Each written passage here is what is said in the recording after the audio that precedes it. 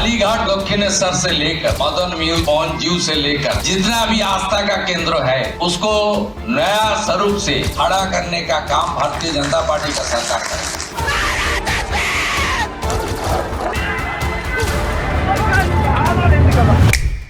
पश्चिम बंगाल की राजनीति में एक बार फिर घुसपैठ का मुद्दा सबसे बड़े राजनीतिक और सामाजिक विमर्श के केंद्र में आ गया है। मुख्यमंत्री शुभेंदु अधिकारी ने राज्य में कथित अवैध घुसपैठियों के खिलाफ एक नई नीति का ऐलान किया है, जिसे नाम दिया गया है ट्रिपल डी प्लान, यानी कि डिटेक्ट, डिलीट, डिपोर्ट, पहचानो, हटाओ और निर्वासित करो। मुख्यमंत्री का दावा है कि यह सिर्फ एक प्रशासनिक अभियान नहीं है, बल्कि पश्चिम बंगाल की सुरक्षा, जनसांख्यिकी संतुलन और राष्ट्रीय हितों की रक्षा का संकल्प है। दूसरी ओर विपक्ष इसे राजनीतिक ध्रुवीकरण, भय का माहौल बनाने और नागरिक अधिकारों से जुड़े गंभीर सवालों से जोड़कर देख रहा है।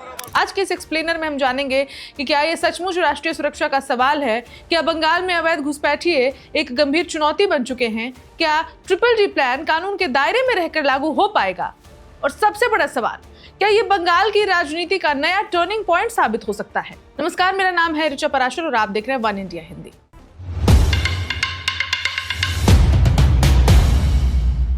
सबसे पहले समझते हैं कि आखिर ट्रिपल डी प्लान है क्या। ट्रिपल डी प्लान मुख्यमंत्री शुभेंदु अधिकारी के मुताबिक ये 3 चरणों में चलने वाला एक अभियान है। पहला चरण होगा इसमें डिटेक्ट, यानी कि पहचान। सरकार का दावा है कि राज्य में मौजूद कथित अवैध घुसपैठियों की पहचान की जा रही है। इसके लिए प्रशासनिक रिकॉर्ड, पहचान पत्र, निवास प्रमाण पत्र और अन्य दस्तावेजों की जांच की जा रही है। सरकार का कहना है कि जो लोग अवैध रूप से सीमा पार करके राज्य में आए हैं उन्हें चिन्हित किया जाएगा। इसके बाद से दूसरा चरण है डिलीट, यानी कि हटाना। सरकार के अनुसार जिन लोगों को अवैध प्रवासी माना जाएगा उनके नाम मतदाता सूची और अन्य सरकारी रिकॉर्ड से हटाए जाएंगे। यहीं से विवाद शुरू होता है, क्योंकि विपक्ष पूछ रहा है कि आखिर किसी व्यक्ति को अवैध घोषित करने का अधिकार किसके पास होगा और उसका कानूनी आधार क्या होगा। तीसरा चरण डिपोर्ट, यानी कि निर्वासन। मुख्यमंत्री का कहना है कि पहचान और रिकॉर्ड से हटाने के बाद ऐसे लोगों को देश से बाहर भेजने की कार्रवाई की जाएगी, यानी कथित घुसपैठियों को उनके मूल देश वापस भेजा जाएगा। सरकार का दावा है कि यह प्रक्रिया कानून के तहत होगी। पश्चिम बंगाल में अवैध घुसपैठियों के मुद्दे पर मुख्यमंत्री शुभेंदु अधिकारी ने बेहद सख्त रूप अपनाया है। उन्होंने स्पष्ट कहा है कि राज्य में स्थायी रूप से रहने का अधिकार केवल भारत के वैध नागरिकों को है। मुख्यमंत्री ने चेतावनी भरे अंदाज में कहा है कि अवैध घुसपैठियों के खिलाफ कार्रवाई शुरू हो चुकी है और पूरी दुनिया इसके परिणाम देख रही है। उन्होंने 2 टूक शब्दों में कहा, किसी भी घुसपैठिए को बख्शा नहीं जाएगा। इस बयान को सरकार के ट्रिपल डी प्लान, यानी कि डिटेक्ट, डिलीट और डिपोर्ट के सबसे मजबूत राजनीतिक संदेश के रूप में देखा जा रहा है। कुछ लोग देश को तोड़ दिया, पाकिस्तान को बना दिया, और डॉक्टर श्यामा प्रसाद मुखर्जी ये पश्चिम बंगाल का ओरिजिनल आर्किटेक्टर है, फाउंडर है। आज जो हम लोग हमारी चंदन तिलक सबका सिर में हुआ है, अभी हम बंगाल में है, भारत में है, इसलिए हमारी धर्म पालन से लेकर हमारी जो संस्कृति है, हमारी जो कल्चर है, हमारी जो आस्था की हमारी जो मार्ग है, उसमें हम लोग चल सकता है। नहीं तो हम लोग का हालत कैसे हो सकता है, आपको पता ही है, जैसे हमारी बांग्लादेश में आज हिंदू का हालत हो गया है। इसलिए बंगाल का भूमि में धीरे धीरे सेकुलरिज्म और अपने वोट बैंक की लालच, इसमें विकास प्रगति पीछे चला गया। तुष्टीकरण की राजनीति आगे चलना पड़ा। तुष्टीकरण का राजनीति हमारी देश में, हमारी कॉन्स्टिट्यूशन, हमारी संविधान, हम लोग सब लोग मान के चलता है। मैं चीफ मिनिस्टर हूं, संविधान को इज्जत करके हम लोग को चलना चाहिए।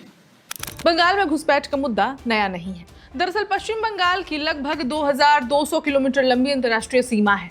इसका बड़ा हिस्सा बांग्लादेश से लगता है। दशकों से ये आरोप लगाया जाता रहा है कि सीमावर्ती इलाकों से अवैध घुसपैठ होती रही है। भाजपा लंबे समय से दावा करती रही है कि अवैध प्रवास ने बंगाल की जनसंख्या, संरचना, सुरक्षा व्यवस्था और राजनीतिक समीकरणों को प्रभावित किया है। तृणमूल कांग्रेस का कहना है कि ये राजनीतिक नैरेटिव बताती रही है, ये बीजेपी षड्यंत्र करती रही है। अब असम मॉडल का जिक्र भी हो रहा है इस दौरान। शुभेंदु अधिकारी ने अपने बयान में असम मॉडल का भी उल्लेख किया। असम में एनआरसी और अवैध प्रवासियों की पहचान को लेकर वर्षों तक राजनीतिक और कानूनी प्रक्रिया चली। भाजपा का मानना है कि असम की तरह बंगाल में भी सख्त कदम उठाने की जरूरत है, लेकिन आलोचकों का कहना है कि असम में भी ये प्रक्रिया बेहद जटिल और विवादास्पद रही थी, इसलिए बंगाल में इसे लागू करना आसान नहीं होगा। सीमा सुरक्षा पर सरकार का फोकस। मुख्यमंत्री ने यह भी कहा कि सीमा पर बाड़ लगाने के लिए आवश्यक जमीन बीएसएफ को उपलब्ध कराई जाएगी। सरकार का तर्क है कि अगर सीमा पूरी तरह से सुरक्षित होगी तो भविष्य में घुसपैठ की संभावना बेहद कम होगी। अब सवाल यह है कि क्या ये सिर्फ एक बाढ़ और निगरानी से समस्या खत्म हो जाएगी या इसके पीछे सामाजिक, आर्थिक और राजनीतिक कारणों को भी समझना होगा। चलिए इसके साथ एक बार भाजपा का पक्ष भी समझ लेते हैं। अब भाजपा का कहना है कि ये किसी धर्म, जाति या समुदाय के खिलाफ अभियान नहीं है, ये केवल अवैध घुसपैठ के खिलाफ कार्रवाई है। भाजपा नेताओं का तर्क है कि कोई भी संप्रभु राष्ट्र यह तय करने का अधिकार रखता है कि उसके भीतर कौन वैध नागरिक है और कौन नहीं। उनका कहना है कि राष्ट्रीय सुरक्षा से समझौता नहीं किया जा सकता। भाजपा ये भी दावा करती रही है कि अवैध घुसपैठ की वजह से स्थानीय लोगों को रोजगार, संसाधनों और सामाजिक संतुलन पर असर पड़ता है। अब विपक्ष का आरोप सुनिए। विपक्ष का आरोप है कि ये पूरा मुद्दा चुनावी राजनीति से जुड़ा है। तृणमूल कांग्रेस का कहना है कि भाजपा हर चुनाव से पहले घुसपैठ का मुद्दा उठाकर ध्रुवीकरण की राजनीति करती है। विपक्ष ये भी पूछ रहा है सरकार से, अगर कोई व्यक्ति दशकों से बंगाल में रह रहा है तो उसकी नागरिकता तय करने का आधार क्या होगा? क्या गलत पहचान की संभावना नहीं है? क्या निर्दोष लोगों को परेशानी नहीं होगी? और क्या ये संविधान द्वारा दिए गए अधिकारों के अनुरूप होगा?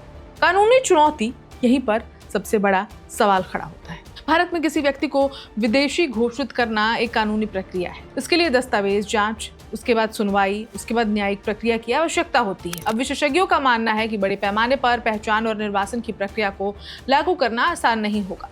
इसके लिए केंद्र और राज्य सरकार के बीच समन्वय भी जरूरी होगा। साथ ही संबंधित देशों के साथ कूटनीतिक स्तर पर भी बातचीत की जरूरत पड़ सकती है। राजनीति का नया रणक्षेत्र, क्योंकि सवाल सिर्फ घुसपैठ का नहीं है, सवाल बंगाल की राजनीति का भी है। आने वाले वर्षों में ये मुद्दा राज्य की राजनीति का सबसे बड़ा चुनावी एजेंडा बन सकता है। एक तरफ भाजपा इसे राष्ट्रवाद, सुरक्षा और सीमा संरक्षण से जोड़ रही है, दूसरी तरफ विपक्ष इसे संविधान, नागरिक अधिकार और सामाजिक सौहार्द के नजरिए से देख रहा है। यानी बहस सिर्फ अवैध प्रवासियों की नहीं, बहस इस बात की भी है कि बंगाल का भविष्य किस दिशा में जाएगा। तो आज सवाल यही है कि क्या पश्चिम बंगाल में अवैध घुसपैठ वास्तव में इतनी बड़ी चुनौती बन चुकी है कि उसके लिए डिटेक्ट, डिलीट, डिपोर्ट जैसी सख्त नीति की जरूरत है, या फिर ये मुद्दा सुरक्षा और राजनीति के बीच खड़ी एक ऐसी बहस है जिसका असर आने वाले वर्षों तक बंगाल की दिशा और दशा दोनों पर पड़ने वाला है। एक तरफ सरकार का दावा है कि राष्ट्रीय सुरक्षा, सीमाओं की रक्षा और नागरिकों के अधिकारों की सुरक्षा के लिए कठोर कदम उठाना जरूरी है। सरकार का कहना है कि किसी भी संप्रभु राष्ट्र को ये अधिकार है कि वो अपने यहाँ रहने वाले लोगों की वैधता सुनिश्चित करे और अवैध घुसपैठ को रोके। दूसरी ओर विपक्ष और कई विशेषज्ञ ये सवाल उठा रहे हैं कि किसी भी व्यक्ति की नागरिकता तय करने की प्रक्रिया पूरी तरह पारदर्शी, निष्पक्ष और कानून के दायरे में कैसे सुनिश्चित की जाएगी। साथ ही ये भी चिंता जताई जा रही है कि कहीं इस प्रक्रिया में किसी वैध नागरिक को परेशानी का सामना ना करना पड़े। तो ये साफ है कि ये सिर्फ प्रशासनिक कार्रवाई का विषय नहीं है, बल्कि इससे जुड़े हैं राष्ट्रीय सुरक्षा, मानवाधिकार, कानून, सीमा प्रबंधन और राजनीतिक विश्वास जैसे कई महत्वपूर्ण पहलू। आने वाले दिनों में ये देखना बेहद दिलचस्प होगा कि ट्रिपल-डी प्लान जमीन पर किस तरह लागू हो पाता है और क्या ये अपने घोषित उद्देश्यों को हासिल कर पाता है। फिलहाल इतना तय है कि पश्चिम बंगाल की राजनीति में घुसपैठ का मुद्दा एक बार फिर केंद्र में आ चुका है और इस पर होने वाली बहस जल्द थमने वाली नहीं है। इस पूरे मामले पर आपकी क्या राय है?